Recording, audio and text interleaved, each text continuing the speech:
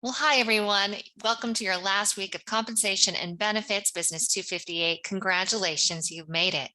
So this week, all we have left is to complete the final exam and do your final discussion board. But before we go ahead and talk about those two things, what I want to do is just kind of recap where we've been this semester so far. We've covered a lot of information. And so the semester started out with really setting the stage for strategic compensation. We looked at what strategic compensation is, and then those contextual influences on compensation. For instance, location, maybe pay differentials, all sorts of different things that can affect or influence different pay rates. Right. Then we looked at bases for pay. So we looked at traditional bases of pay and then incentive programs, bonuses, that type of thing. And then also pay focused or person focused compensation, meaning it's merit based, right? So it looks at the individual and how well their performance is, and it ties their performance with compensation. And then in part three, we looked at how to design a compensation system, right? It all starts with the compensation philosophy. We have to figure out how we're going to pay. Are we going to match the market, meet the market? Are we going to lag behind it? Are we going to go ahead of that market? And then based on how that philosophy, how that organization wants to pay their employees, you would then set up those different compensation systems. So it talked about how you can go ahead and make internally consistent compensation systems, making sure that you're paying everybody what you should be paying based on those job requirements. And that's where that job analysis comes in. And then also it talks a little bit about market competitive compensation, right? And so making sure that your salaries internally are matching the market if that's your compensation philosophy. You know, a lot of companies say, oh, we match the market. We're looking for great talent and we'll match the market. We're competitive pay, but the numbers tell you a different story, right? So you can actually have a philosophy that says that, but if you're paying way under market, then it's hard to attract top talent. And I think a lot of companies are struggling with that right now, especially through what's happened over the last couple of years and the flexible workforce, and wages are going up. We know that wages are going up in a lot of different areas, but in some areas they're staying the same. And so we're seeing a lot of labor shortages in some specific careers.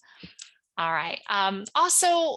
So that was the first part of the class. Then the second part we looked at, or the latter part, I should say, we looked at employee benefits, those legally required benefits, and then those discretionary benefits. Now, keep in mind, there are 5 legally required benefits. I had just actually finished grading your mini projects not too long ago, and I saw a repeated trend that there was a little bit of difficulty distinguishing what's legally required and what's discretionary. So I really want to make sure we pound this into your head. If you get nothing else out of this class, know that the legally required benefits are, Social Security and Medicare contributions. You're talking about unemployment insurance, workers' comp insurance, FMLA, for instance, if it's more than 50 employees or more, and then health insurance too, if it's more than 50 employees or more, making sure that you have all of those legally required benefits. Now, just because you have to provide health benefits, let's say you have 100 employees,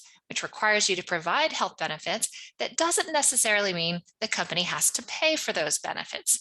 Same thing with different medical leaves or disability leaves. You have that option to take the time off, but it doesn't necessarily mean that the company has to pay for it. So those are just things to keep in mind. And then, of course, we have all those discretionary benefits, or those fringe benefits, right? Paid time off. You have dental, vision, 401k, different types of insurances that are available to the employees. Last, we looked at compensating executives and then compensating the flexible workforce. So that's really what we looked at. We did take a really deep dive into all things compensation. I hope you enjoyed the class. I know I did. If you have any questions, please feel free to reach out this week. Let's go ahead and take a look at what is due this week. So we know that we finished up with chapter 12 is due today. You have the discussion board, and then I think you have the chapter 12 assessment. And then on Sunday, Yes, this Sunday, not Monday, Sunday, May 8th. I hate to do it to you mothers, I'm sorry, but I don't have a choice since I have to get the grades in on Monday. On Sunday, you do have a final exam. So if you have questions about that final exam, I do have over in the lessons area, I have for you, scroll all the way down the final review and exam folder.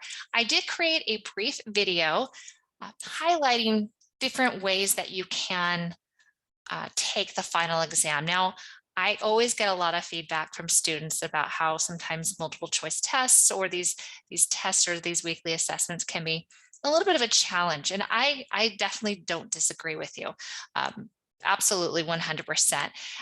But at the same time, I offer a variety of different assessments. So you have quizzes, you have discussion boards, you have written assignments, and then you have mini projects. And so that way it runs the whole gamut because some people do really well with those multiple choice tests while others do not.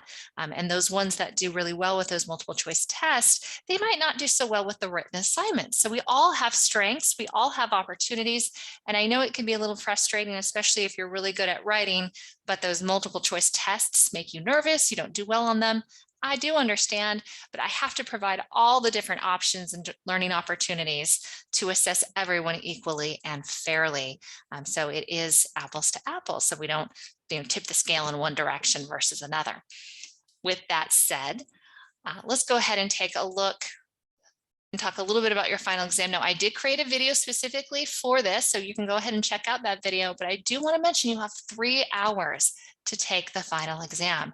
3, and you have 2 attempts. So you should not be nervous. There's plenty of time. And you'll just need to pull up your information, your textbook and PowerPoints, and you can look through those as you take the test. It is open notes, but I strongly suggest you take a look at that final exam video. That will certainly help you out. All right, well, if you have any questions, again, please feel free to reach out. My grades are due to my department on Monday, May 9th. Your final is due on the 8th. I have to get those grades in on the 9th.